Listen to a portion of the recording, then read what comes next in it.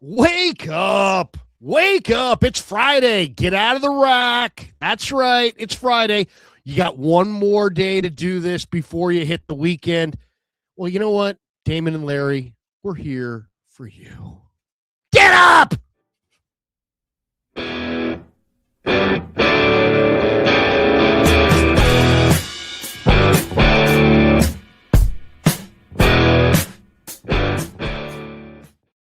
I mean, just like that, we're at the end of February. Good morning. Wake up indeed. I'm Damon. He's Larry. It is great to have all of you here. Larry, we're slowly winning some hearts and minds. If I could start, I know we don't start with supers. We save them for the end, but look at this.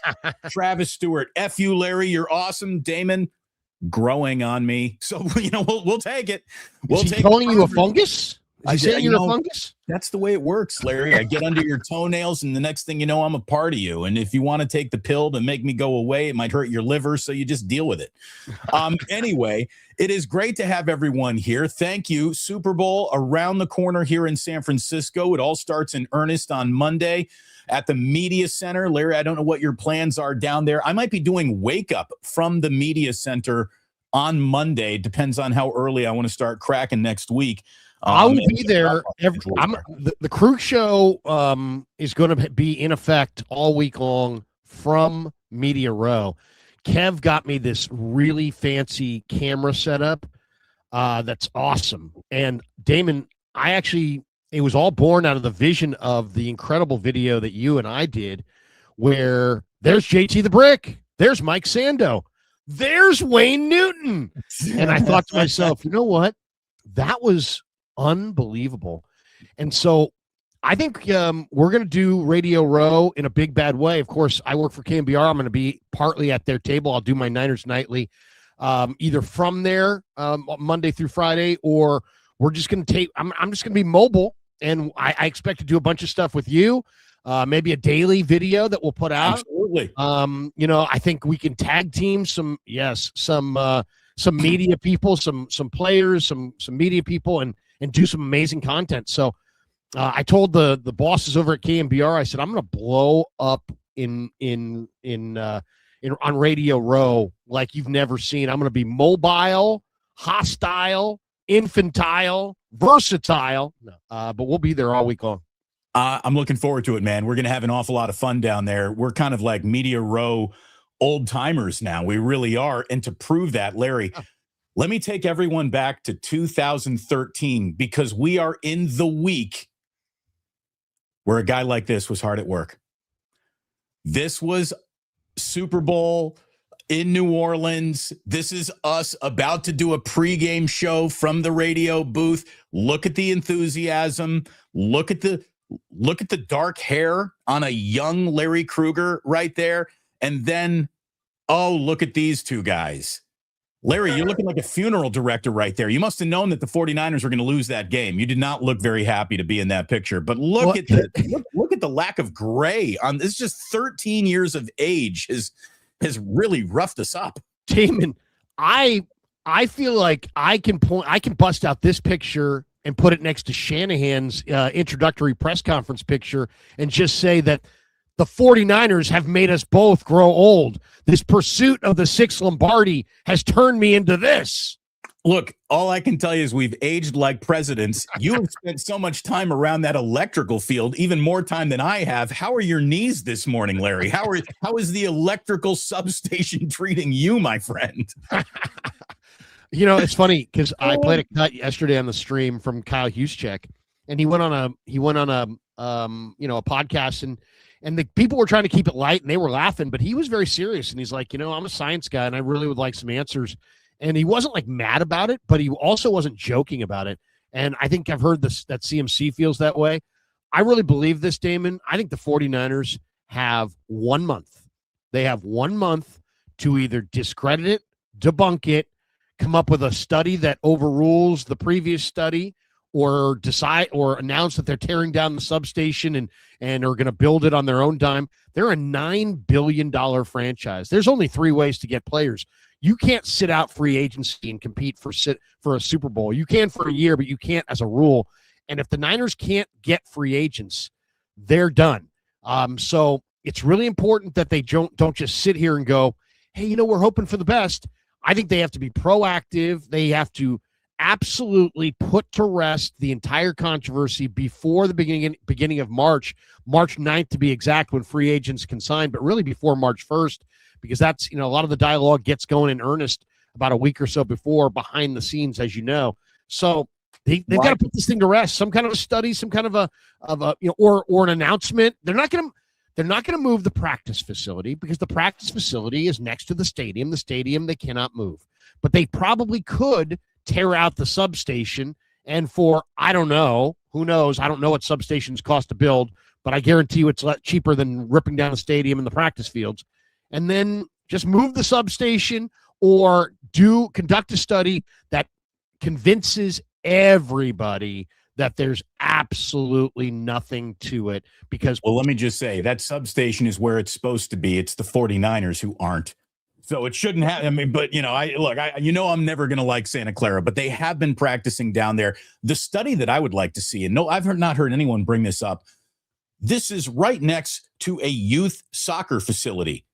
Are there injuries in a percentage at this youth soccer facility that suggest there is something to it? Is this but that's a bad example, because the youth only play, it's my team this week, it's your team next week, it's our team in 3 weeks, where the Niners are there day after day after Either day. way, give me the study. Give me the study. I want it all. They should study it all. They should spare no expense, and I agree with you completely. They have to put this to bed, because conjecture and, if it bleeds, it leads. During a very unsexy Super Bowl, which Patriots and Seahawks is, this is going to be discussed at every single table, in front of every single camera that is coming to cover the Super Bowl. This topic will come up either as an aside, as a serious topic, as a joke, snickering at the 49ers. It's going to come up. And here it's already started. Larry, there's a story that, neither Super Bowl team will be using the 49ers facility, which did strike me a little bit odd. You would figure that any NFL team, given the right of first refusal to use another NFL quality facility, that they would take that. But no, the Patriots are going to practice at Stanford, and the Seahawks are going to practice at San Jose State. Now, this does keep both teams away from all of the stadium prep and the chaos that goes along with that. Right. And also, I looked into this 10 years ago ahead of Super Bowl 50, before anyone used the word substation around the San Francisco 49ers. Right. Neither the Broncos nor the Panthers practiced at the 49ers facility either. And that was a decade ago. So I think it has an awful lot to do with just the level of security around an NFL stadium pre-week of Super Bowl. It's like Fort Knox. It's whether the president is there or not, it is a presidential level of security that comes around a Super Bowl stadium. So maybe that's why teams aren't practicing there, and didn't the last Super Bowl that was held there either. But isn't it odd that you would have NFL teams passing on an NFL facility to lead up to the Super Bowl? Well, obviously it's not, because because of what you just said in the past. The only other Super Bowl here, teams chose not to. I'm sure they have their reasons, and I bet you it doesn't have anything to do with the substation. It has everything probably to do with just being out of the limelight, and probably the ease and the amount of time that they have to kind of set things up the way they want. And then maybe they also feel like, if you're working in another facility, maybe there's always, maybe they're paranoid. Maybe they're paranoid, but I don't think it has to do with the substation. I will say this, as somebody who works at Levi's Stadium, and has covered the Niners during this time where the league took over the stadium, it's quite there's a lot going on. I mean, yes, it's at Levi's, but there are structures being erected. Yes. That that are there to that are there to add to the Super Bowl Sunday. So that opening between, when you're walking down Tasman, and the opening between the end zone seating and the side that has the press box, that is all, they've built an entire structure in between there now. So there's just a lot going on there, security and issues and cranes and things. And so maybe it's just about getting away from it. And also you've got two you've got two big time fields there that are well taken care of and in great shape. So I'm not really sure why these teams. I mean, I'd love to talk to John Schneider and Elliot Wolf and find out why they chose these paths. But I as I said, I don't think it has to do with the substation. But that aside, when Joe Rogan has the biggest podcast in America, and when he's talking about it, perception becomes reality. Yeah. Jerry Rice tweeted out, "Hey, didn't we win 2 Super Bowls practicing on those fields?" So in a lot of ways, he's mic dropping, but we also don't know if the substations were operating at the same levels. We're talking about data that goes beyond just reason. We have to, those substations could be a totally different animal in 2025 or 2026 than they were in, Jerry's run there in the 80s and early 90s. So, there's a lot of conjecture, and that's why we need answers. Right. And we just need something that absolutely is unassailable. Something that puts the whole thing to bed. And I think the league should work with the Niners, to be honest, because the league has a vested interest in making sure that all their teams are on a even playing field. Yeah, I mean, player safety, they should have an investment in this as well. Damon is very stupid. I mean, what a nice way to start a sentence. Damon is very stupid. Actually, we're trying to have a very real adult conversation here, Tom. I don't know why you should be turned off. Why would anyone start a sentence? Damon is very stupid. I bet you I can prove to you very stupid is the wrong way to describe me. I think he means super stupid. Oh, that's it. That's it. It's not very. It's the wrong use of very. Super stupid. There are private residences next to the substation. Do the homeowners get injured a lot? Does it bring down property value? There aren't.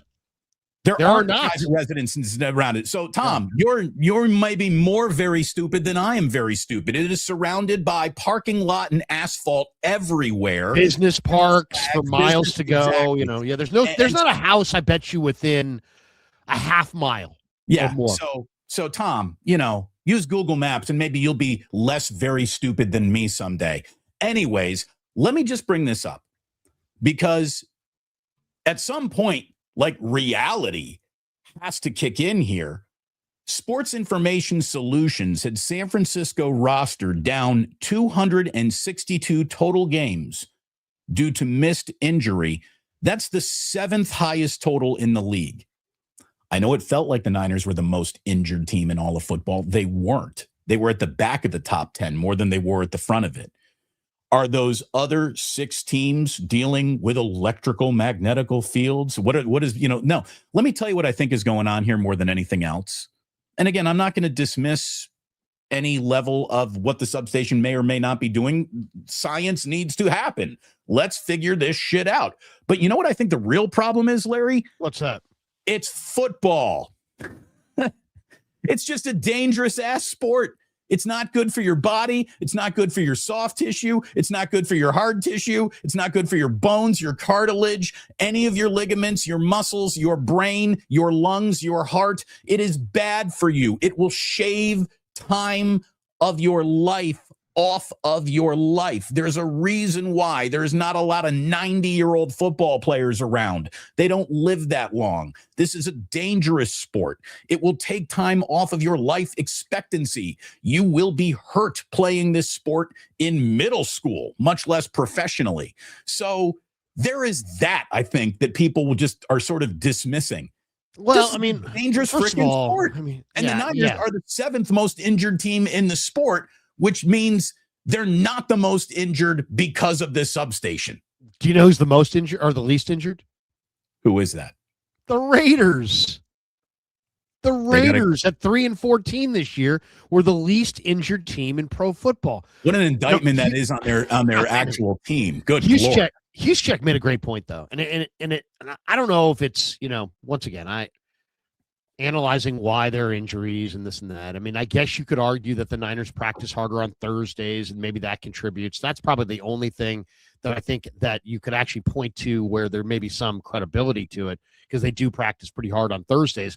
And Matt Barrows, Damon, did a breakdown earlier this year where he said the 49ers lost 7 players to injury during their Thursday practices alone this year, which is a pretty high number. So maybe Shanahan goes, too hard on Thursdays, and maybe they need to back off a little bit. That's just, I'm not even saying for sure, but I'm saying possibly. But I think the other thing that Juice made the point is that, think about it. When we watch an NFL play, whether we're at training camp, it's practice, or if it's going live on a Sunday, it's like a gigantic car crash, right? And there's all these legs and arms and elbows and knees, and everybody's just kind of, and it's, you fall, and then other guys are falling, and bigger guys are falling on smaller guys, and there's pressure points, and occasionally stuff breaks. I mean, and it's random. So, and that's, I would say 90% of football injuries, there's a super randomness to it because of the collisions and the body parts that are everywhere. And you just don't know when you're going to run into, mass and force. The combination of mass and force usually wins out. So if you're 6'6", 340, and I'm a corner and I'm 6'1", 195, and I go in there to stop the run, and all of a sudden my defensive tackle at 6'6", 340 falls on me, I'm busted, I'm broken, right? And it could be catastrophic, and it could be ugly. How often is the injury, guard was pushed backwards into a pile, and he's the one who takes out the ankle, the knee of the tackle. So yeah, it's random. Football be dangerous. That is our official doctoral summation of the situation. Football be dangerous. And if you don't even believe that, go watch the practices of the Senior Bowl. I saw a practice yesterday. They're doing one-on-ones, right? The coach, Damon, is literally 12 feet away. And what happens? It's a tackle against an edge rusher, and the tackle's got the edge rusher, and they're battling like crazy, and it's a freaking awesome battle. And then the tackle gets kind of angry at the edge rusher and kind of throws him down. And the edge rusher tumbles and rolls, and he rolled into coach, the coach, and you can see the coach's leg just get whipped out from underneath him, and he falls on his ass. But and that was because the leg came to the back of his calf. But if the leg came to the front of his calf, he probably has some kind of major injury. So, you know what I mean? It's just bodies being hurled. It's dangerous. It's like, it would be like, playing around on the side of a freeway or something. It's like, or you're driving a convertible and somebody loses a hubcap. I mean, you could die. If all of a sudden the hubcap comes spinning in your convertible, it's like, you just got to be really, really careful. And there's a randomness to a lot of this stuff. Let's not talk injuries, though, because injuries, on that note, everyone, welcome to Wake Up. Hit like and subscribe.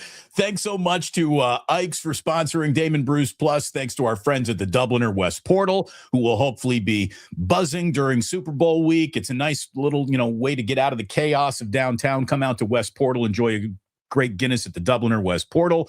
And of course, our friends at Sleeper are sponsors across both of our channels, Larry, along with your sponsors as well. Well, thank you to your sponsors. I've met them. The Dubliner people are great. We shared some cocktails at the Guardsman's dinner earlier, I think last year, and great people over at the Dubliner, and always enjoy popping in there. We're, of course, brought to you by Pig and a Pickle with Emeryville, Corte Madera, open right now 7 days a week from 11 a.m. till 8 p.m. They're opening in 2026 in Petaluma. Go say hi to Damon and Mary, different Damon. Tell them the Krug sent you. Also, thanks to Claudette Arcades for sending us to Philly. Thanks to our good friends at Sleeper, as you said. The link's in the description. Use promo code Larry. They'll match your first deposit up to $100. And also, I just wanted to say that, it is official now. The Krug Show will not just be on the boots on the ground at the Super Bowl, but we have our spring training trip ironed out. We're going to be in Scottsdale in March. And we'll give you the dates, but we've secured sponsorship, and we're really excited to be there. When you can cover Harrison Bader up close, you do that. That's right. When you can say, hey, wait a second. Jung-Hoo Lee, 6 years, $113 million to play right field and not hit 15 home runs and not steal 15 bases. Bring me some of that. So you need that guy right there. Whenever I actually love spring training, and it's a great vacation. I want it. Both my older boys, Damon, and I know Ozzy and Jack are young, but dude, it's always a dream of mine. What we dream about is sometimes you dream what you dream. I dream what I dream. I dream about playing golf with my boys. I have three boys, and I'd love to play golf with my boys. And I've tried to play golf with them in high school, but high school kids are not into golf unless they're on the golf team generally. But now my boys are older. Kev's out of college. Ben's in college, and they're falling in love with golf as their friends are like, "Hey, man, let's go golf," and they realize how cool it is and fun. So that's what we're gonna do. We're gonna play some real desert golf. We're gonna take in 3 or 4 Cactus League games. It's Kev's birthday weekend. Oh. It's a gift for me to him to just say, "Hey, man, you have turned the Krug Show channel into much more than I ever dreamt." And it's a thank you to them. So is Kev really excited to go. 22 for Kev? No, 20. Oh gosh, 25. Oh, geez, he's older than I thought he was. That's awesome. I thought we were sneaking him drinks when it was in Vegas with maybe us. 24 for Kev. 24. All right. Well, either way, that's awesome, man. Go have a great time. Have a wonderful time with your boys. And again, spring training is fantastic. It really is. Man. Spring training was even better when it came at a much more reasonable price than it does nowadays. But you go to spring training games for like $12, $13 when I was younger. Now you might as well be paying Major League Baseball prices. But it is awesome. It is so much fun. Scottsdale's a great town to spend a weekend. So have a great time, buddy. Yeah, it's going to be awesome. It's going to be awesome. Really looking forward to it. So let's talk about what sort of the big story was around the Niners, who I think, with free agent concerns that we're trying to have debunked by Substation investigation. Maybe trading Mac Jones is a good way to acquire more picks and get more players. And there is one team that I guess is a little bit more interested in maybe acquiring Mac than everyone else, and that's the Minnesota Vikings. Now, Mac should get competing offers. I mean, this is not like the Milwaukee Bucks have said Giannis is available, and we will get to that at the end of the show.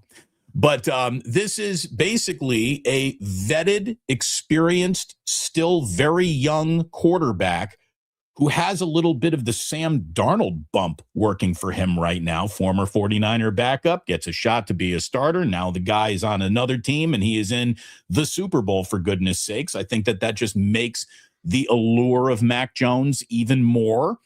And the Vikings might be interested. So let's talk about what the compensation would be and what you would ask to sort of set the Mac market and let teams know, hey, if you do want this quarterback, you're going to have to pay for him because this guy just saved our entire season. Again, I would be very careful trading Mac Jones because that's how important a backup quarterback is. But if you were to trade for him, what would be the compensation? And Larry, I have a list of things that I'm going to offer you as a trade. You tell me, as the Minnesota Vikings, whether or not you would want to do this. Okay? Wait, I'm the Vikings? You're the Vikings. I'm going to put offers on the table for you. First of all, just so you know, since you are the Minnesota Vikings, your first round pick is pick 18 in the upcoming draft. Gotcha. You have a second rounder. You have a third rounder. You have a fifth rounder. You do not have a fourth rounder, but you got a fifth rounder and a sixth rounder and 3 sevens. Okay. I love the 3 sevens. Go ahead. So, of course, you would want draft picks. Well, they have Jordan Addison, and right? They have the Justin Jefferson. I mean, so I'm going to tell you right now, those two guys, Justin Jefferson, we could talk about, but that's such a premium price that you have to do a lot of roster shuffling. I don't think the Vikings are about to trade Justin Jefferson. And if you're going to bring a quarterback in, why are you trading Justin Jefferson? So Addison is arrested every 5 minutes. I don't think the Niners would be interested in him very much. But what about Mac Jones or Jalen Naylor and a sixth or a 2027 fifth round pick? What would you think about Jalen Naylor and a pick coming back from Mac Jones? Would you do that deal? No way. All right. Can I say why? Before you go into these trades, can I just kind of set the table on this? Sure. That trade, like if you had said it to me, Damon, because we've been talking about this for a couple of weeks. If you had said that to me, like when we first started talking about this, I would have said, yeah, that sounds pretty good. Sounds all right. But then I came to my senses and I'm like, all right, let's make a list of How many teams need quarterbacks? And I don't have the list in front of me, but there's more than one. I would say, how many teams, just if you were just saying a number without naming the teams, how many teams do you think in the NFL need a new quarterback? The Vikings, the Cardinals, Jets, the Jets, Raiders. Well, the Raiders are about to get Mendoza, so they're not. They need one. Raiders. Sure. Yeah. Okay. At least, so that's at least 3 or 4. It's 3 to 4 teams that are really looking for someone who could come in and get starter level snaps. Okay, so where would you rank? Okay, if you said to all teams that need a quarterback, rank the best quarterbacks you can get this offseason. Well, Fernando Mendoza is number 1, okay, because he's the first pick in the draft. Then the other draft quarterbacks, Ty Simpson, who I guarantee you is going to go in the first round. Carson Beck. Reach, by the way, feels like a reach. By the way, Carson Beck is not a pro quarterback. That's going to be a disaster. By the way, but I agree with you. Ty Simpson does seem like a reach in the first round, but I do think he'll go. Carson Beck, Drew Aller, Garrett Nussmeier, Trinidad Chambliss, Cade Klubnik. I mean, you see the list there. I mean, so it's not a great draft for quarterbacks. And then the free agent quarterbacks, here's the list. Daniel Jones is a free agent, but he's really not. He's going to go back to Indy for sure. Rodgers is 43. Russell Wilson's 38. Marcus Mariota, Zach Wilson. I'm trying to think. Malik Willis, Malik Willis, Jimmy Garoppolo. I mean, this is the creme de la creme. My point is simply this. Mac Jones might be the second best quarterback when you factor in what he is. He's 27. He's coming off a year where he went 5-3, 13 touchdowns, 6 picks. He reads the field. He completed over 85% of his passes in a game. He completed 70% on the season. So he's a ready-made, ready to plug in. You don't have to go like, well, he needs a couple years on the bench. Nope. He's ready to go right now, more so than almost any quarterback, maybe even more so than Mendoza as far as he's already thrown for about 13,000 career yards. You know what I mean? So he's and he's not hurt, he's not old, and he's also has a price tag of $7 million in year 1. So you get a 1-year look-see at him. So there is, in the world of value, that contract adds value, his experience adds value, the lack of the supply and demand factor adds value. I think the value for Mac Jones is through the roof. Because outside of Mendoza, let's just say the Raiders are taking your guy, Mendoza. And I would if I were them. Everybody else that needs a quarterback is going to be coming knocking on Mac Jones's or the Niners' door for Mac. And the report out of Minnesota, this wasn't even a Niner report. I read a different report from somebody who covers the Vikings, said that the Vikings are definitely interested in Mac Jones, but that there are a, quote, number of other interested teams. So, it's all about supply and demand, and this is the most important position in the sport. I think the Niners, and I'm going to do a video on this later today, I think the Niners are going to get a bonanza for Mac Jones. Well, they could. I mean, they really could. That's why I think coming out with any initial investigation or whatever is leaked, it should be leaked at a high price because this is an asset that, again, if I don't get what I'm asking for, I'm more than happy to come back with Mac Jones as QB2 next year if I'm the 49ers for $7 million. That sounds like a Geico-level insurance policy against an injury. The guy just saved your entire flipping season. And he gets along with everybody. Right, and everyone likes him. And he comes out, and he's like the third guy behind Trent in the boombox entrance. Like, they love him. They love him. How about this? Before you go into this, okay, isn't that pretty amazing though? That's where they're at, and this is like the new. If I'm the Niners, this is your Eddie D. Eddie D was your advantage before, right? He would outspend. What's your advantage now? You have Brock Purdy and you have Kyle Shanahan, and you are the new reclamation quarterback leader, and you should lean into it. You should trade Mac Jones, get him bonanza, sign Zach Wilson or Anthony Richardson, whoever the next guy is. Go get the next guy and keep doing this and mandate. We will sign you 2-year deal. No more 1-year deals like Sam Darnold got, 2-year deals. So you get something, we rebuild you. We get something, we get the assets coming back on the back half. To me, Damon, that's how the Niners are going to close the gap on Seattle and LA. I agree with you. Jonathan Greenard for Max straight up. Ooh, where's he? Atlanta? No. He is the Vikings' best defensive end, but he's a little bit older, and they've got behind him Dallas Turner, who is coming on real strong. The Vikings do want to get a little bit younger. How about your starting defensive end, who put a lot of pressure on the pocket this year, didn't quite get home? Even I like I told you, I got a buddy of mine who is could be a Vikings insider if he wanted to quit his job and go make no money in the media. He could be a Vikings insider. He said Jonathan Greenard would make sense for both teams. Dude is a stud pass rusher who did a great season 2 seasons ago, pressured a ton of quarterbacks this year, just missed on what would have been 10 sacks. He was snake bit, just missed out so much. And with Dallas Turner, who plays better playing in Greenard's spot than Van Ginkel, he would think of doing that. Greenard for Max straight up, and maybe you throw in a 2027 based on performance pick based on that. Would you do that? Would you solve your defensive end problem just like that? It's attractive, but it's not enough. Okay. It's attractive, but it's not enough. I would want Greenard and a 3rd-round pick, or I'd want Greenard and Addison and a 5th-round pick. I want to. You might have to include a 7th-rounder that that's the thing. It might be Mac and a pick to get Greenard and a pick. I don't think so, because I do. Well, first of all, I don't know if that Greenard's going to make sense. Why? Literally an hour before the show, I was looking through some notes and on Twitter, and it said that the Vikings are really eager to add an edge rusher because Van Ginkel is older and he's a free agent at the end of the year. So they were saying that whoever was talking about the Vikings on Twitter today was saying that they're likely to go defensive end maybe early because they are going to lose Van Ginkel. So, but I do love Greenard. I loved him I think at Florida.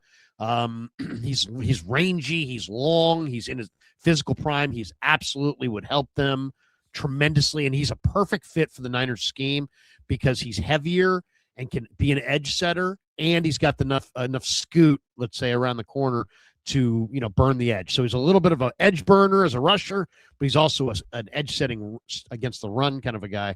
So I like him, but I think Mac's going to fetch more. I really do. How about Mac Jones for TJ Hawkinson, tight end? You need one because of the Kittle injury. Yeah. Mac for TJ Hawkinson and a 5th-rounder. If you're the Vikings, would you do that? If I'm the Vikings, would I do it, or if I'm the Niners?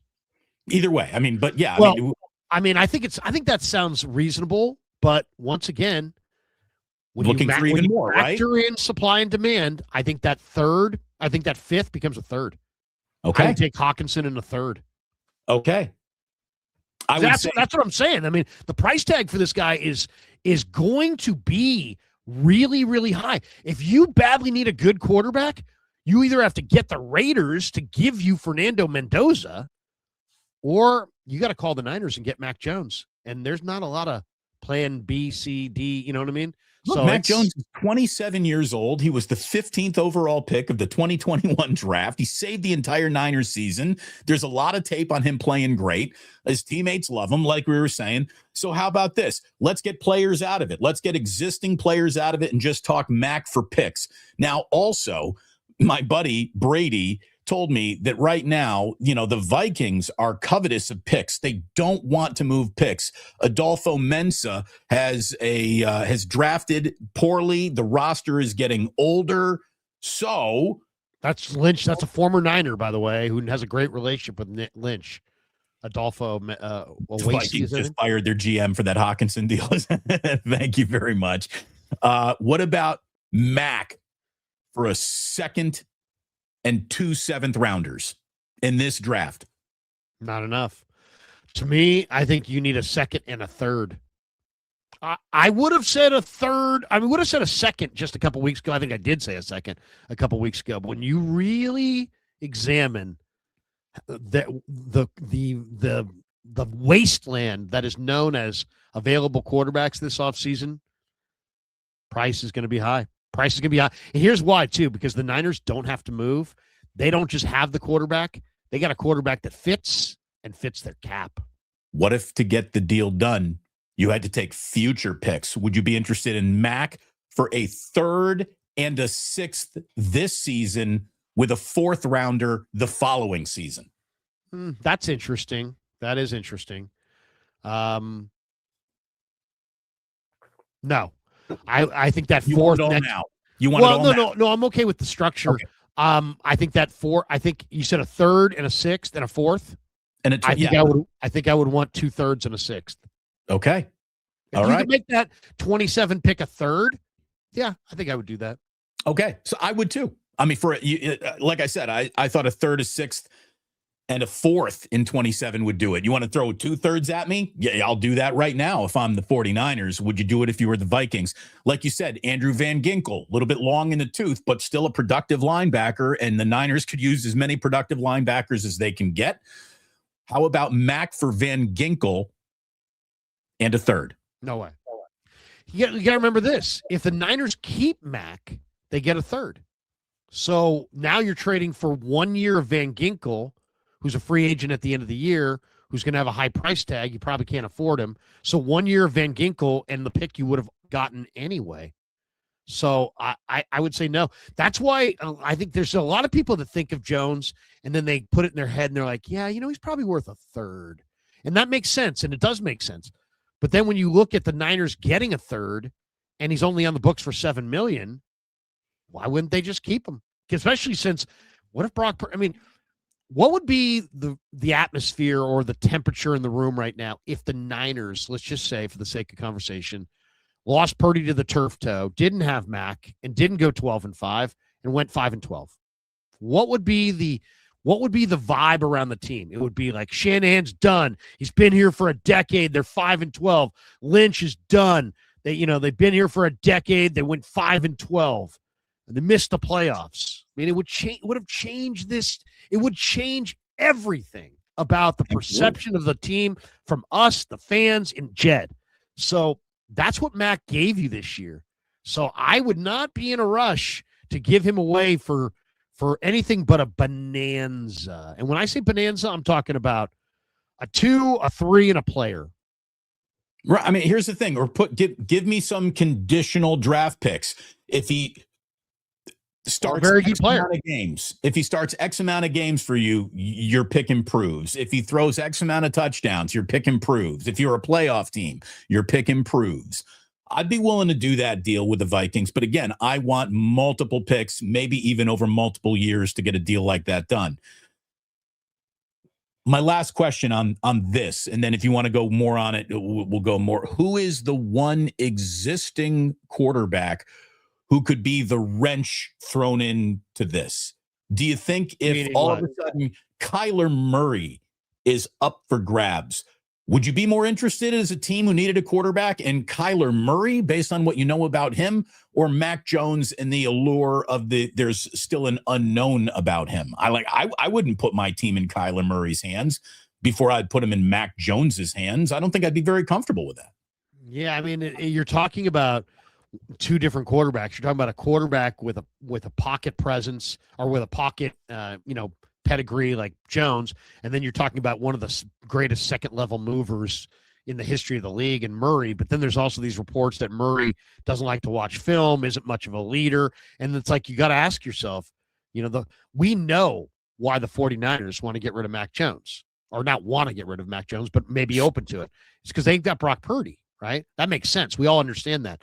Why does Arizona want to get rid of Kyler? And doesn't that they want to get rid of Kyler kind of kill the value? Because they're getting rid of a quarterback and they need a quarterback. So right. I think that mutes it on another level. Yeah, I mean, it's like, we're hiring somebody that just got fired. Well, why'd they get fired? It's kind of that. So obviously Kyler's a way better athlete. And I think Kyler, if you put him in a great situation, an awesome organization with real focus and intensity, is going to be better than he was in the woebegone Cardinal organization. I used to work for the Cardinals I've had a firsthand look at the Bidwell family. I've had a firsthand look at how they do business in their front office. Granted, it's not this regime; it was a previous regime with Rod Graves and Ferguson and Bo Bollinger and Keith Kidd and Joe Woolley and Buddy Ryan. I mean, it was years ago, but it was the same ownership, and it's just a loser organization, and they make bad decisions. And I could talk about it on the record or off the record for hours. And I just think that Murray's likely to be better elsewhere. But before I would do that, Damon, before I would trade for Kyler, even if I needed a quarterback, I want to go to dinner with Kyler. I want to spend a couple days with Kyler. I want to talk. I want to do a due diligence on more. I know what he is physically. I don't need any workouts and measurements or any of that. I just need to get to know him, and I need to get to know what's he really about? What's his work ethic really like? What's his, what are his dreams? What are his, how does he see his future? I mean, I just got to find out about Kyler. And if I was satisfied with all that, I would get Kyler in a heartbeat, because I really think that you put Kyler on I don't know. Let's just, there was no Lamar Jackson and suddenly the Ravens wanted Kyler. I think he would be awesome in Baltimore. Not good, not great, but awesome. So I really like Kyler, but I got to find out what's making him tick. And is he, here's the thing, Damon, I've met a lot of people, and you've met a lot of people as well. We just assume that all these guys love what they do, but some guys love football and some guys don't. And if you're a quarterback, you better love the process of football. And if you don't love the process of football, there's a limit to how good you're going to get. And this is not a Rocky shirt, by the way. It's a Cali Muscle shirt. Somebody said, Larry, is that a Rocky shirt? No, it's not. Just a Cali Muscle shirt, a buddy of mine's spot. But yeah, I just got to find out, does Kyler love football? If he loves, practice and film and the process Monday through Saturday leading into the game, then yeah, I would absolutely go for Kyler over Mac, because of that second level movement ability in a league where the guys who rush the quarterback are incredible athletes. Well, there's one thing we agree on. If Mac were to go out of town, the return coming back to the 49ers would have to be very significant. Very significant. All right. Speaking of significant roster moves, the 49ers have 21 unrestricted free agents. Let's take Juwan Jennings out of the equation here, because I think I'm waving goodbye to the Niner free agents, by the way. I saw that list. It's not a great list. No, it's not. But here's what I would do. So Juwan Jennings, to me, the negotiation would be very simple this year. If I were John Lynch, I would walk over, I would present him the contract we felt comfortable with. If he took a look at it and said, yes, welcome back, buddy, it's good to have you. If he said no, that's that. It's a quick walk away if the price ain't right for Juwan Jennings. So let's kind of take him off the table, because I bet we're in agreement on that. Beyond Juwan Jennings, so I do think you make an offer to, it's got to be reasonable. Who is the other unrestricted free agent that you would prioritize returning? I'll give you mine. Or do you want to give me yours first? Well, I know who you're going to pick, and we're going to pick the same guy. And all I would say is, are you franchising any of these guys? So I would. You can franchise a guy. The Niners can franchise a guy. I would give a multiple-year deal to Eddie Pinheiro. Yeah, so I mean that's the guy. Yeah, that's the guy right there. It's Eddie. Eddie's coming. Eddie should have been a Pro Bowler. Eddie should have been on maybe the guy from Dallas. The guy from Dallas is just banging him from 70, so he had no chance.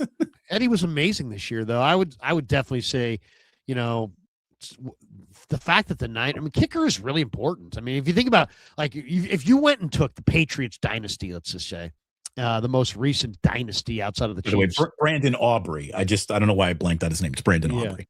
Who's signed out of a tryout camp, David. Signed out of a tryout camp. But, take the Pats dynasty.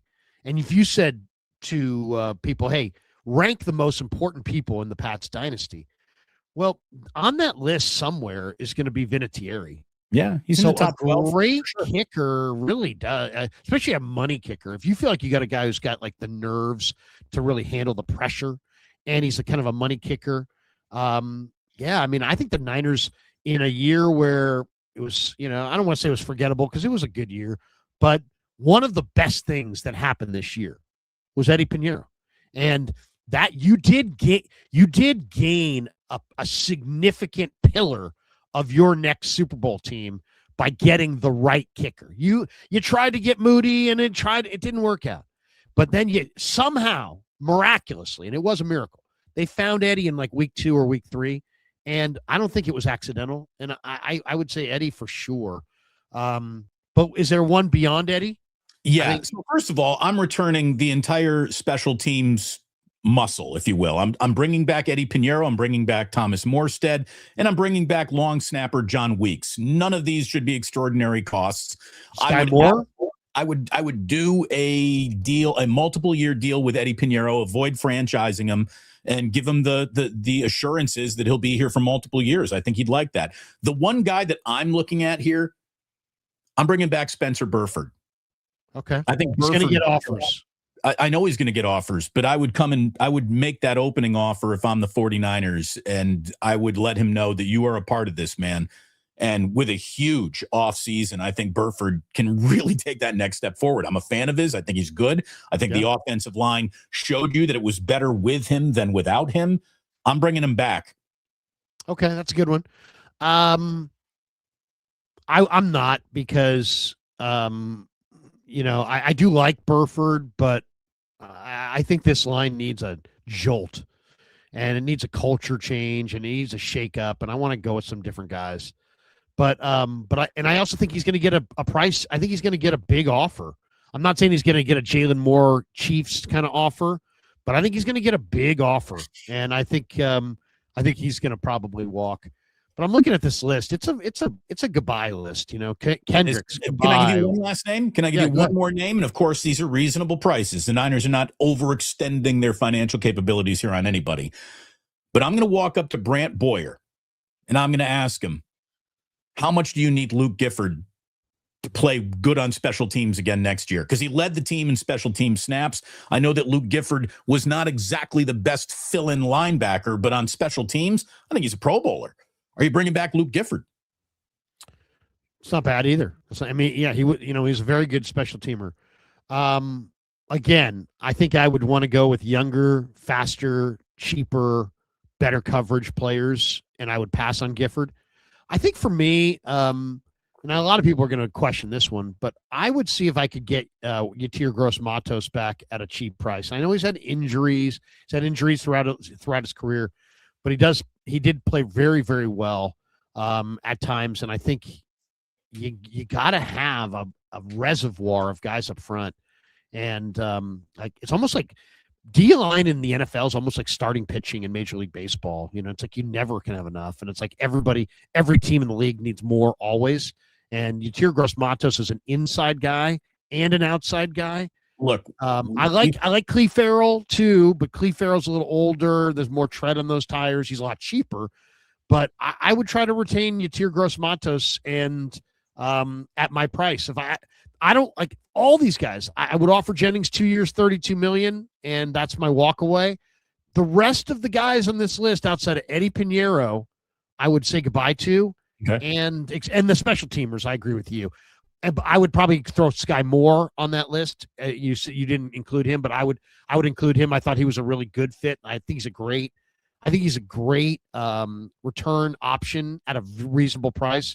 So, but Yatir Gross-Matos would be the one guy that I felt like there were some games that I saw some really great things from him, and I'd like to have him back. We've only seen him healthy for like 5 weeks in his 2 years with the team. And in those 5 weeks, I'd say on the field, he produced well in about 3 of them. So, yeah, I would like to see him back at the right price as well. I would take my shot on him, but if he could stay healthy for more than a month at a time, that would be spectacular as well. Let me just ask you this too, Larry, because there's some news coming out today about concussions and the concussions that were suffered on the new kick return. So teams have found the loophole of the new, safer kickoff, and that is by landing these kickoffs in the landing zone. So in forcing a return, in other words. Yes. In 2024, there were 8 concussions on 919 kick returns. In 2025, there were 35 concussions on 2,076 kick returns. So the loophole has been found. And even though the 35 concussions is still a lower rate of concussions than pre-2024, should the NFL just go back to old school kick returns? Have we found something safer or just something different, which is trending already to just as dangerous as the thing you were trying to make safer? Yeah, I have no problem if they went back to the old one. Now, granted, it's anytime you have these guys are running that way full speed and they're getting ahead of speed, and these guys are running this way full speed and they're getting ahead of speed. It's going to be a dangerous play. There's going to be a big concussion. There's going to be a big collision. Big collisions equal big concussions. And you know, this is the, in a way, it's one of the more, before the changes, it was one of the most exciting plays in football, but it was also one of the most dangerous plays in football. And you know, you know what I'd like to see? I would like, if there were any special teams difference, I'd like to see there is no you don't have to declare we're about to have an onside kick. You should be able to sneak attack with an onside kick. Well, I mean, I kind of taken more of a macro view of what are we talking about here? And it's like I think instead of trying to make something that's inherently dangerous safe, why don't we just take care of the guys who get hurt completely? And that's kind of the way I would look at it. I mean, can we make auto racing 100% safe? No. Can we make boxing 100% safe? No. I mean, MMA that hasn't been around long enough for for these studies to really be done conclusively. But if you look at the early years of MMA and Ultimate Fighting compared to the rules that are involved in the sport now and how it's officiated and everything, it's far safer now than it was. I can remember watching a guy just pound the back of a guy's neck like literally like continuously for like 15 minutes. I mean, it's like, I'm surprised guys didn't get paralyzed. So I would say let's not focus on trying to make NFL football safer as much as let's take care of the guys by it's not a mom and pop anymore, Damon. It's a $20 billion industry, and some gigantic healthcare provider should cut an overwhelming deal with the NFL to give everybody who plays a snap, not, vested after 10 years, a snap. You play a snap, your son plays a snap, lifetime medical. And to me, that is such a strong position for the NFL to be in, because then you can literally say, we take care of our players. And yes, we know there's inherent risks, and we're going to try to mitigate those risks as much as possible. But in reality, we're not going to sit there, and you can't make this sport safe. No, I've said this for years, Larry. Trying to get safety into football is like trying to remove gravity from skydiving. Yeah. It's just hard. Can't be done. So let's do the next best thing, and let's do a thing that also could, that would be a huge cost to the NFL. Granted, it would be a massive, monumental cost, but it would also be the right message to send, which is like, hey, man, yeah, college players, they get hurt, but if you ever make it to the National Football League and you get hurt, you're going to be taken care of. Right. And here's the thing. I'll even save the NFL a little bit of money here. Now, this doesn't mean that your dependents, your children, or your wife are on this NFL golden parachute coverage, but you as the NFL player are. Your life is covered the rest of the way through. And of course, this can all be underwritten by State Farm and cost the NFL almost nothing. I mean, there is a way to make this happen before next year. If the NFL really wanted to make it happen, someone would be happy to be the official insurance provider of NFL players and reap all the benefits and the publicity that comes with that. Yeah, and make it a you don't have to eliminate the families. You could have it just be like a regular job where your family's covered. They're just not covered like the players are covered. They're just on a different level, right? Different tier. Like your family is covered, but your wife is covered. You just said it. You have enough friends in high places. There's enough revenue. There's enough creative minds to go out there and to do this and to turn a negative into a great PR positive for the league. And I think the league's missing an opportunity right now. They're so used to their mom and pop ways and so worried about the final bill that they're, thinking of all these ways to make a game safer. And in reality, you're only going to make it less popular, and then you're going to shrink your revenue base. It's enormously popular. If you want to tinker with things to make them safer and helmets and all the everything to make it safer, that's great. But, just acknowledge that this is inherently a very, very dangerous thing. But we are taking care of our own. Grow your coverage and grow your rosters.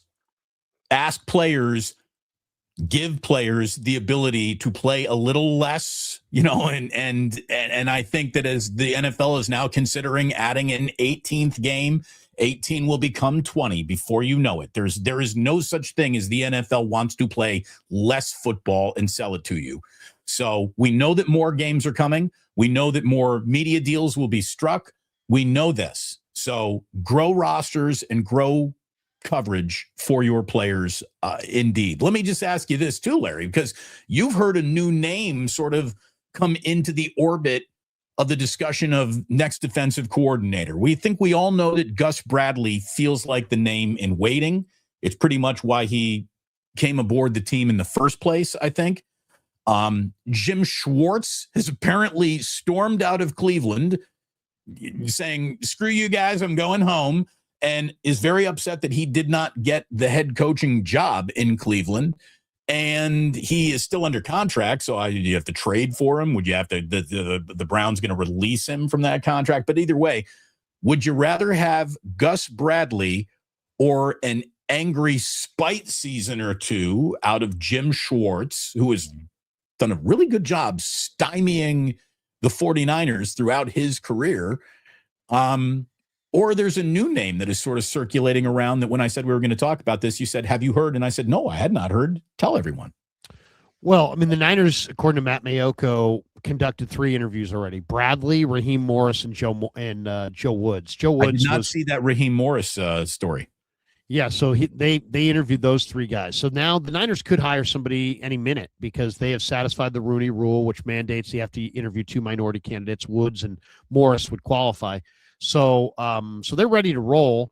I'm on record as saying that I like almost all the candidates. The Woods would be the weakest candidate. I think if I was ranking the candidates, I'd probably say Schwartz 1, probably Raheem Morris 2, Bradley 3, if I had to really rank. But I'm really very satisfied with any of those 3 guys, and I think the 49ers would be as well. If you want continuity, Bradley's the guy. Do you think Gus Bradley would stay and still be the defensive backs coach for the new defensive coordinator, or would he pull the Jim Schwartz, I'm out of here now?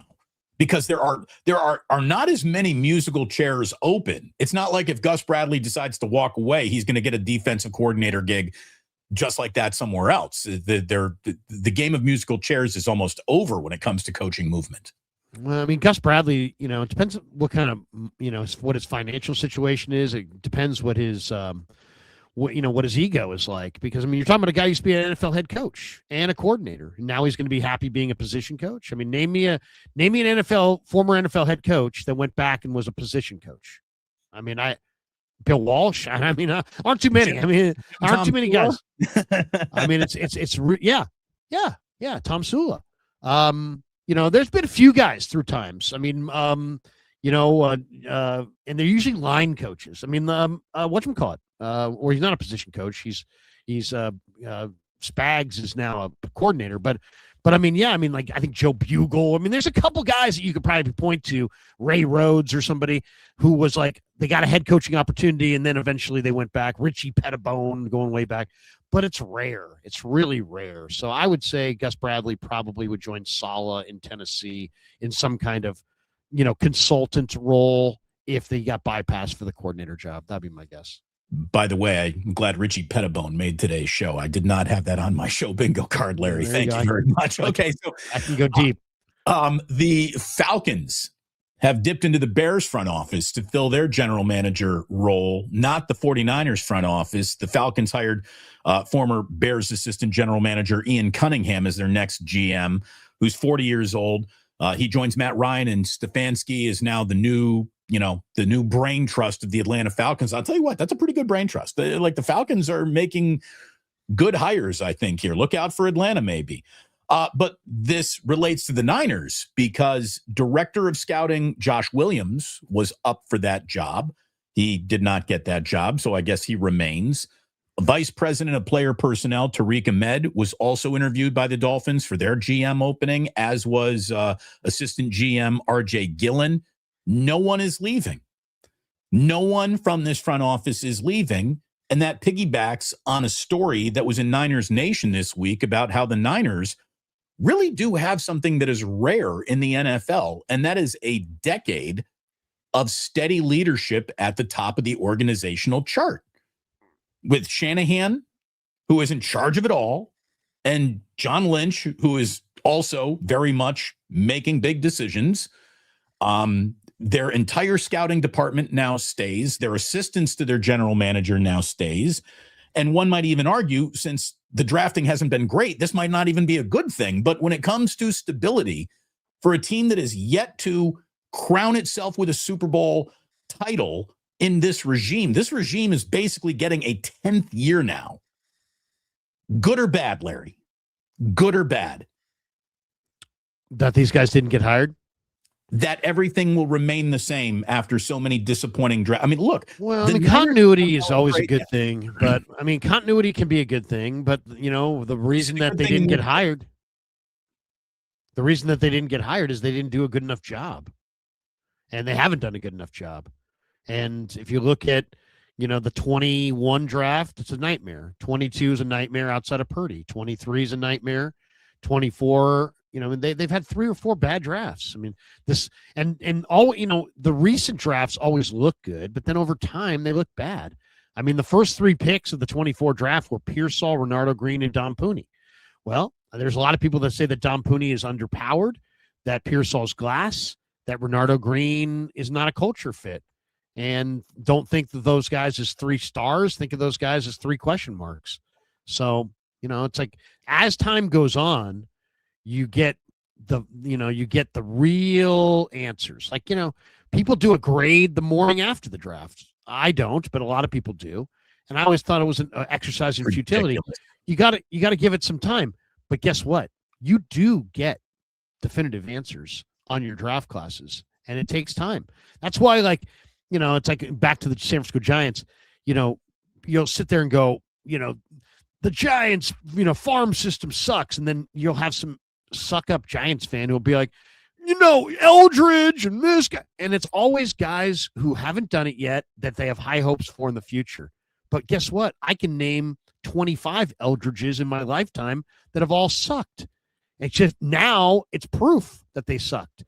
The Kurt Ainsworths and the Jerome Williams and the Gary Browns and the J.R. Phillips but you're going to sit there and cite the guy that still it's not decided yet and decide that he's going to be awesome. When history tells us he's going to suck. He's going to be terrible. He's not going to make it. He's going to be a minor leaguer. Bryce Eldridge? Are you talking about Bryce Eldridge? Yeah, I'm just saying, he hit 107 last year with a 40% strikeout rate. And yet if you say the Giants farm system's garbage, people will be like, Bryce Eldridge. Well, yeah, how about, don't tell me about the guy who's coming. Tell me about the stars they've produced. Oh, they haven't in a long time. So not that they haven't produced any, and they Pablo Sandoval, Buster Posey, Lincecum, Kane, Bumgarner. I get it, but I'm just saying overall, compare their list to other teams' list, and it looks bad. So you get definitive answers on these draft classes. It takes a couple years, sometimes about 2 or 3 years. I would say you get it. Look at the Niners 21 draft, 22 draft, 23 draft. Right now here in 26, you got a pretty good feel for a final grade. And it's not good, by the way. I will say this. I liked this year's class a little bit, but the NFL didn't, or the people who look at the NFL, because ESPN ranked the top classes, rookie classes, and the Niners were 26th. There's only 32 teams in the league. So, and this was this last class that everybody was like, oh, this is great. And I was one of them. but the league doesn't think, the people who look at the league at ESPN, who are, I guess, supposed to be unbiased, didn't think much of that draft class. So, well, look, I mean, how many snaps did you get out of it? First of all, you played. Well, you were 18th in the NFL in snaps from your. You played class. Upton Stout, and obviously C.J. West and Alfred Collins. Malik Willis got hurt almost as soon as we were getting used to seeing him. Who? Or not Malik Willis, but Mikael Williams got hurt right as soon as you saw him, and so there was not a lot of contribution from this year's draft class beyond Upton Stout. It really they weren't out there. But I mean, then there's I like Watkins. I like some of these guys. I like some of these guys that haven't played. So I the same way you got to give it time to see, if the bloom is off the rose after their rookie year. There's also some guys that just don't. When I asked Shanahan the other day about Nick Martin and Jordan Watkins, I said, "Hey, Kyle, look." I prefaced my question by saying, "Kyle, look, rookies develop at their own speed. Some guys it takes a year, sometimes it takes 2, sometimes it takes 3. But you had 2 guys who could really run at positions where you need guys who can really run, and they couldn't get on the field. Why?" And he gave me a long answer explaining why, in his mind, they suffered injuries, they fell behind other teams or other players, they had a hard time integrating them into what they were doing. So maybe they get a redshirt year, but guess what? But again, next year, if it happens, then it's probably an indictment on them. And if it happens for the next couple of years, they're probably gone. So, but here's the thing: you can't integrate a go route. You need someone who can run a freaking go route. You can't integrate we can talk about why, but I mean that's what that is what happened. I mean, as far as they had injuries, and then in his mind they fell behind. I'm with you. I agree. I think you should be able to. The thing about wide receiver, though, we talked about this a lot. In college, it's like you're a wide receiver. Here's the play. In the pros, it's like you have to be absolutely at your benchmarks. And if Brock thinks you're going to be, 11 yards down the field, right outside the numbers in your 15th step of the route, then you fucking better be there. And if you're not there, they're going to go with somebody who's slower, who is going to be there. And so that's what it really is about. Choreographed NFL offenses, the receivers have to be, the level of complexity is so much higher than the college receiver. Especially in Shanahan's offense. Especially. He's the ultimate nitpick of, I said break it off at 7, not 6, not 8, 7. That's him. It's very exact, and you got to be really exact. And also, some guys are just, it takes a while to, the further you get outside, whether you're a corner or you're a receiver, you're really, technique and your athleticism and your conditioning everything has to be just perfect. And it's hard to get to that level for a lot of rookies. So, I mean, Jerry Rice, the greatest receiver of all time, had a pretty marginal rookie year. So it's really hard. That's probably the main reason why, for me, when I'm looking at this upcoming year, I really want to see them go after some of those free agent options at receiver because, yes, you could get the rookie receivers that I really like in this draft, and they could all hit, but it doesn't mean they're going to hit by September 5th when you play week 1. It may be September 5th of next year, or maybe November 5th of next year. You just don't know. And so if you're going to contend and you're going to lean on young rookie receivers, that's dicey, man. The last big NFL story of the week that we haven't said a word about together is the snubbing of Bill Belichick on a first ballot Hall of Fame consideration. It's pretty preposterous across the board.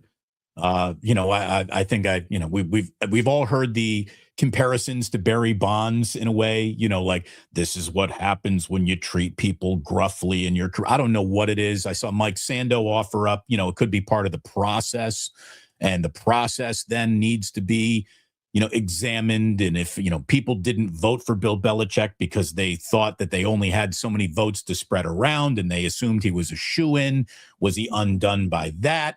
Was he truly undone by Spygate, Deflategate, and a certain percentage of Hall of Fame voters and media that just said, we're going to hold that against you. The Belichick 11 are being sought out. People are volunteering. Yes, I voted for Bill Belichick at such a rate that eventually those who are not volunteering their no are about to be exposed. Like there is some anger in the football community over Jimmy Johnson was irate. Look, how more than anything, Larry, a Hall of Fame is about precedent. It's about setting precedent and baselines for inclusion. Do you meet them? Yes or no?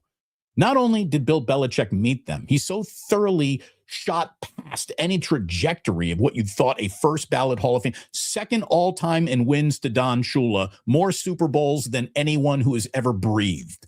If that's not enough to put you in first ballot, regardless of how many sleeves you cut off, how many reporters you cut off with quick press conference answers, it is absurd. It is absurd, and the Hall of Fame absolutely lost credibility because of this. Yeah, I mean, first of all, it's a popularity contest. So, that's what these Hall of Fames are. But supposedly Bill Polian spoke up and said that don't vote for Belichick. And then when he was asked, who did you vote for? He's like, I don't remember. I mean, come on. Bullshit. I don't remember. I mean, I don't remember, really. If you even for just saying I don't remember, you should have your vote stripped. Right. If that's your official, that's not a plausible adult answer.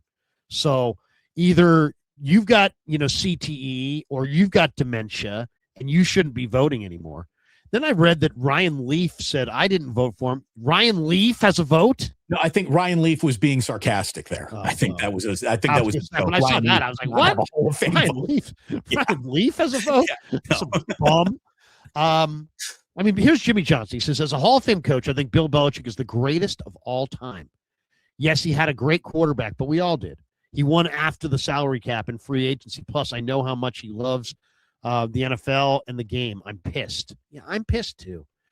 The guy won 8 titles. He won over 300 games. He won over 31 playoff games, more than Shula, more than Noel, more than Landry. They're all first ballot.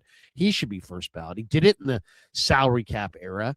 And then these losers with their, well, he didn't do this, he didn't do that. How did he do after Brady? It's like, you know what? That's so fucking stupid. It's like, it doesn't matter. It doesn't matter. It's like he won. So what are you saying? That, it's all Tom Brady? Right. Well, let's just say this. I have friends. You know me. I've got friends in the scouting community.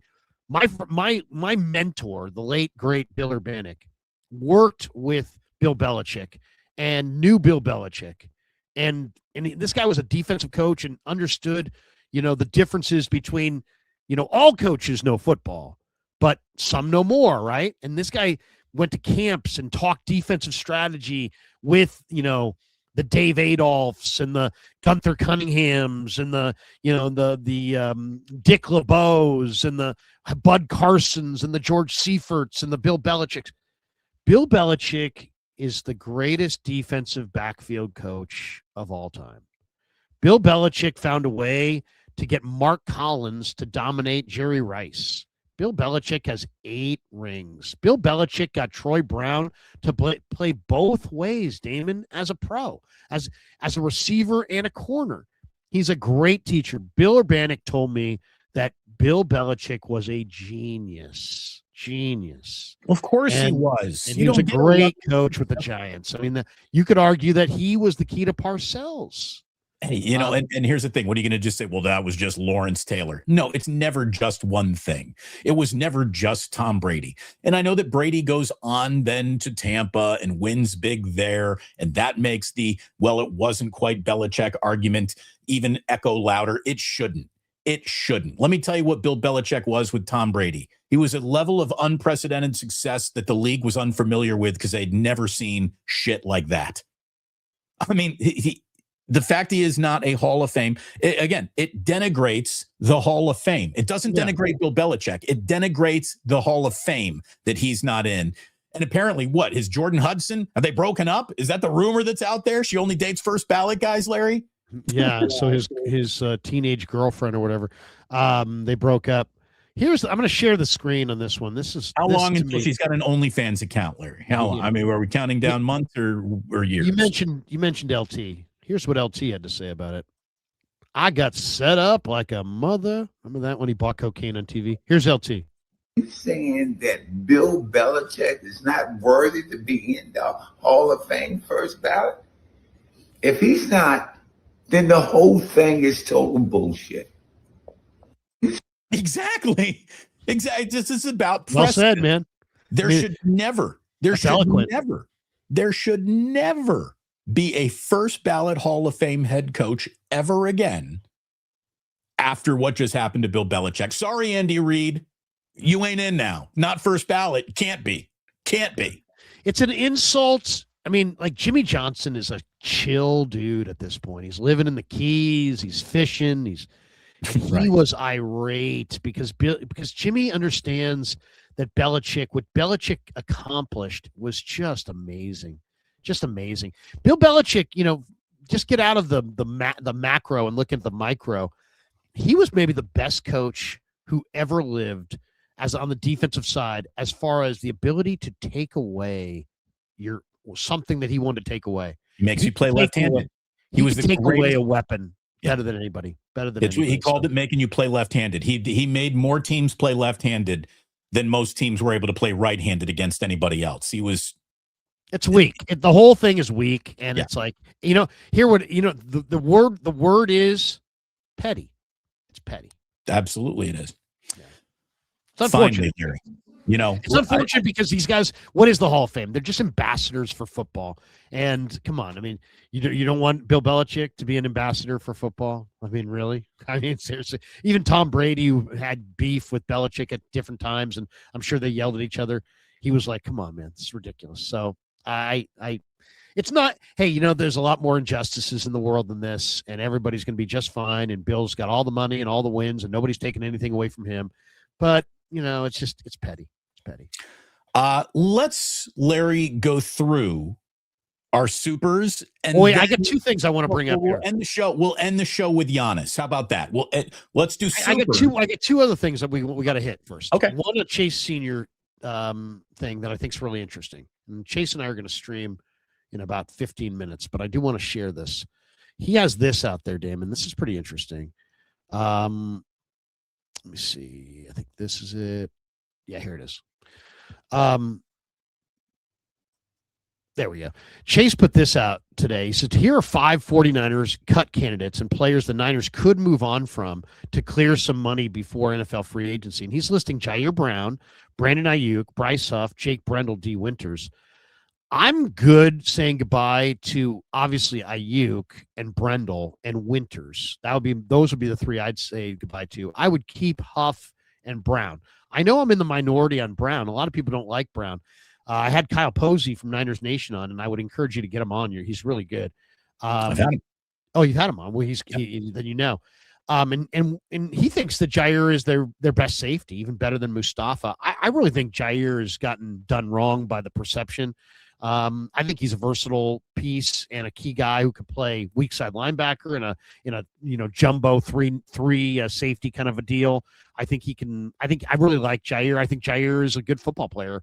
And I know he's had a lot of different coaches, a lot of turnover. He's been asked to do a lot of different things. He's had some moments. He's had some bad moments. But I overall, I like Jair Brown. I think he's a solid player. I think it'd be a mistake to get rid of him. I'd keep Brown and Huff, but I'm saying goodbye to obviously Ayuk. But I'm saying goodbye to Brendel and Winters as well. Of these 5, who would you keep and who would you jet? I'm definitely keeping the same 2 you are. Look, Huff was miscast when he became the man. He's not Batman. He's Robin. And when he lost his Batman, he just couldn't carry the movie by himself. He just couldn't. He's not wired to be that. He wasn't signed to be that. And he isn't that. And there's no crime in that. I think he's a great other guy. I really do. So I'm keeping Huff, and I'm also keeping Jair Brown. I really am. And here's the thing. Brendel, I'd like to say goodbye, but you can't go saying goodbye until you got a hello. What's the deal going to be then at center? Who you draft and who you got Linderbaum coming? All right, let's talk about that then. Yeah. But let's, again, this team is in no position to cut anyone they think that can play defense. Period. One last one, and this, I mean, I brought this up on KMBR last night, Damon. and the lines lit up. Every single line was lit. People wanted to talk about this. What'd you say? It wasn't what I said. It was what Dante Whitner said. And I'm going to play this cut. It's about a minute, but this is an amazing cut. And I agree with it, sort of, but he kind of goes too far. And this is a thing with Rod Brooks and Deshaun Goldson, but Brooks doesn't talk at all in the segment. Goldson talks over Whitner and then has things to say at the end about Jim Harbaugh. We'll skip that part. But the first part about just Whitner is really the meat and potatoes of this cut. And Coach Yak put this out on his Twitter. Here it is. Dante Whitner on the Niners need to get more badasses in the draft.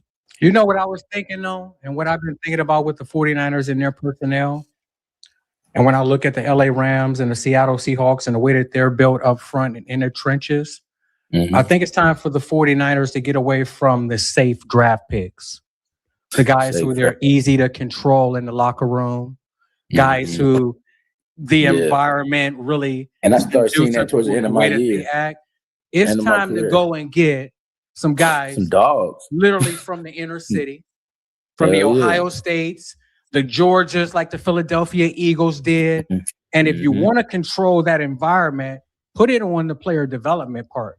You need to go and get some guys that have some off-field issues. You need to get some guys that have some anger issues. You need to get some guys that refuse not to be great football players. Yeah, it's great to get the Iowa States, the Iowas, the BYUs, and the Stanfords and the Harvards.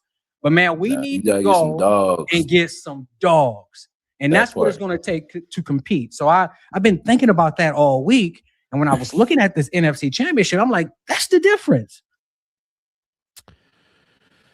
Wow. I mean, that it's pretty, I think you went a little too far. I don't know if they need anger management guys or guys with problems off the field, but I do kind of agree with his sentiment that this is a rough game played by rough guys. And if you are going to be like the team that we're not going to take anybody that's not just a great guy, I think you are operating with an arm tied behind your back.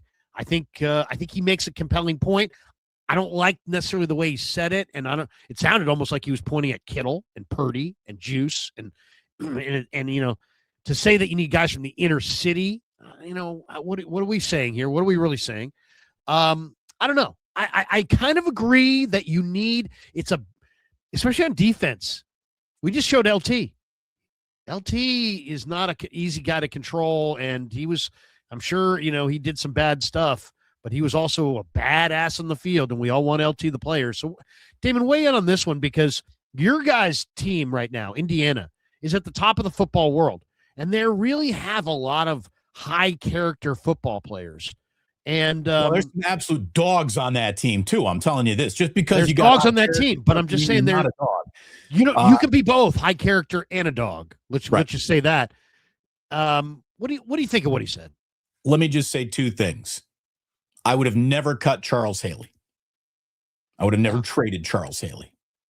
Would this regime of the Niners have drafted Charles Haley? Again, what I said is what I mean. I don't care who he upset, whose desk he pissed on. That guy wrecks shop on Sundays, and that's why he's here. And if he pisses off a lot of people Monday through Saturday, that's the price of business for doing business with a bad motherfucker. I got no problems with bad motherfuckers on my football team, not never. The other thing I have to say is that when I was I'm not even kidding, Larry, I'm like in 10th grade. I'm playing high school football at Notre Dame Bishop Gibbons, which is a Catholic school. And it was I was a public school guy, and then I was a private school guy for a little while, grades, whatever. Anyway, the priest who was one of the assistant coaches on this team was a huge Notre Dame fan. And he used to say, Notre Dame, if they want to get good again, they're going to need their rapists and murderers just like everybody else. And I remember the priest saying, I'm going, wow, holy shit. But that's what he meant. Enough of this good boy, choir boy stuff. I want badass football players. I do. Don't think for a minute, though, the 49ers are just drafting nice guys. I mean, that is very much a cool T-shirt to print. I want them dogs. Of course you do. Everyone does. I don't think what separated the Seahawks, the Rams, and the Niners this year were too many dogs or a lack thereof. It was injuries to crucial players, period. He says they need to draft guys from Ohio State. Well, where did Nick Bosa go? They need to draft guys from Georgia. Well, their first round draft pick was from Georgia. So, like, what I think you're trying to do is sound like you're a tough guy. And look, Dante Hittner was a tough guy. But yes, I mean, like what he just said is, geez, I hope this water and lemonade is cold, wet, and refreshing. Like, of course, that's what you're going after. What was just said there beyond nothing? Of course, yes, you want really good football players, period. But I don't care where they come from. And, how about this? The reason why I don't want Addison out of Minnesota is because the guy gets arrested every 5 minutes. I don't want that guy either. So, all right. So, I just, we don't have a lot of time. So I wanted to throw that to you. We'll finish on the Giannis front. There's a lot of talk the Warriors are going to go for Giannis. We got a lot of supers here, Larry. We got a lot of supers, and we got to hit them right now. But a lot of talk about Giannis. Do you have a quick thought on Giannis? Just a very quick thought. How about this? You're only trading your current problems for another set of problems, but at least those problems come with Giannis. I do the deal. I would do the deal as well. I think the Bucks are going to do the deal because I think the Bucks want expirings and draft picks that are going to be high draft picks. But I think the smarter move for the Warriors, and I know the Warriors keep saying, well, why are we doing this? What's the motivation to do this? Oh, we want to maximize Steph's future. We want Steph to really be able to win a title. No, you don't. You want to be able to win a title. You want to, but don't tell us it's about Steph. It's about you. Because if you really wanted Steph to win a title, you'd trade Steph to somewhere where he could win a title. But you don't want Steph to win a title. You want to win another title. And that's really the truth. There's a sample trade on Bleacher Report that would send Steph Curry, Keon Ellis, and it's a three-way or four-way trade, or three-way trade. Sacramento or Philadelphia would get Curry, Keon Ellis, and Dennis Schroeder. The Warriors would get Paul George, Malik Monk, VJ Edgecombe, who's really good, Jared McCain, Justin Edwards, and a bunch of picks. Sacramento would get Kuminga, Buddy Hield, Andre Drummond, and some second-round picks. I honestly believe if the Warriors are at a crossroads, I think if they can get Giannis, they should do it. And if they can't get Giannis, they should do this. They should move Curry and let Curry go win a title somewhere else. Because if you really care about Steph winning a title, as you say you do, then put your money where your mouth is, turn the page, and go let him win a title where he can. But that's not what they care about. So they care about them winning a title. Here's what's about to happen. You're going to trade for Giannis and then try to compete for a championship you're unlikely to win, even with Giannis and Curry, because the problems are around the rest of your roster now. Yeah. But it would be a hell of a show, and you are selling tickets to a show, so I wouldn't begrudge them for doing it. But when it's over, you are the Lakers post-Kobe. Do you understand? That's what you're signing up for here. Yeah. If you want to have a two-timeline approach, trading Steph Curry is the thing to do, but no one's got the stones to do that. So that's not going to happen. I know, but that's what, if you care if you say that you care about Steph Curry winning a ring, then get Giannis and go for it here, even though I agree with you. I think they'll fall short. But if you can't get that deal done and the Bucks say, you know what, we're not doing it. We're not doing it now. Or let's say they move Giannis somewhere else. I think that the Warriors should pivot to this deal and say goodbye to Steph, send him somewhere where he can win. All right. I know that's unpopular. But to wrap up with this too. Yeah. One of my big pushbacks too is the whole, like, you got to maximize Steph Curry. They won 4 fucking titles with Steph Curry. They maximized the shit out of Steph Curry in his time, in his career. This whole, like, they got to do right by Steph. 4 championships, 4 of them. I just explained though. It's bullshit. They're not about doing right by Steph. They want to do right by themselves. All right, Travis Stewart. F you, Larry. You're awesome. Damon, you're growing on me. At Fuji, Bill, I don't recall Polian thoughts on Hall of Fame vote. Yeah, we hit that. Food, off topic, Larry. Reardon beat SI basketball on a buzzer beater. The SI Kittens have been defanged, declawed, spayed and neutered, even while Reardon has a TB outbreak. It's tuberculosis outbreak at Reardon. From what I've heard about how good Reardon is, it sounds like it was a hell of a game by SI to even hang. Joseph Ernberg in the house. I'll see you at the gym. He says 49er Wake Up is better than Joe Rogan podcast. Tom Crown sucks. That's awesome. Fuji, with Kittle out and Garendo likely gone next year, does this make sense? Make it more likely Juice comes back for another 1-year deal with the team, substation issue aside. I got no problem with Juice coming back. I thought he played great this year. I got to be honest. Dr. Rockman, Mac trade to Minnesota or Miami for rounds 1 through 4 pick swap, move up 10 to 8 spots each round. Thoughts? A player plus the swaps would be nice, maybe unreasonable. As I said, Dr. Rockman, I think you're going to get a bonanza for Mac Jones, even more than people think.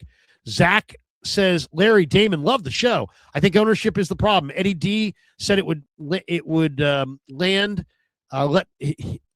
Lands go for 31 years without a Super Bowl. Yeah, Eddie D said it wouldn't happen. By the way, what a shot he slammed into his own family right there. So awesome. Thanks, Eddie. It was awesome.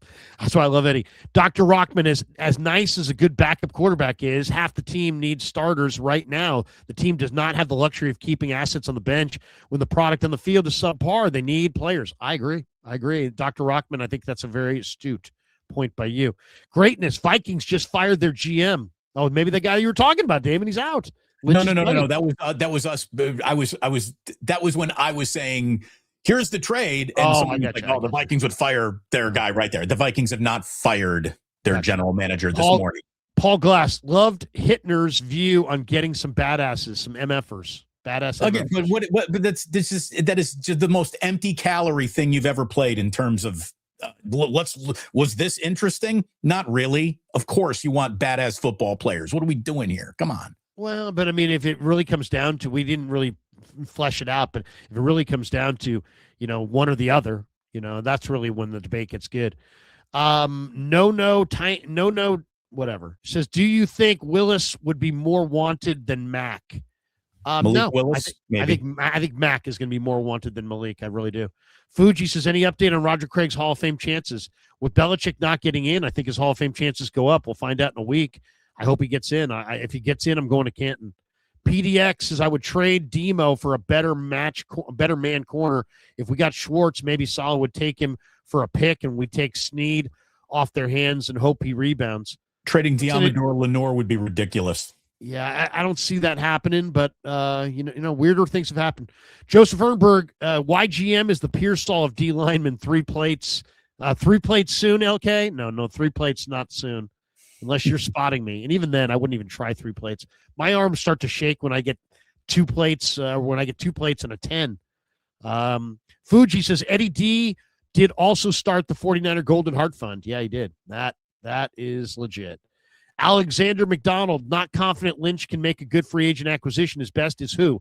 Alex Mack, Mooney Ward. Last regime signed Justin Smith and Dante Whitner. We need some solid free agents like those now. That's a great point. That is a great point. I appreciate that.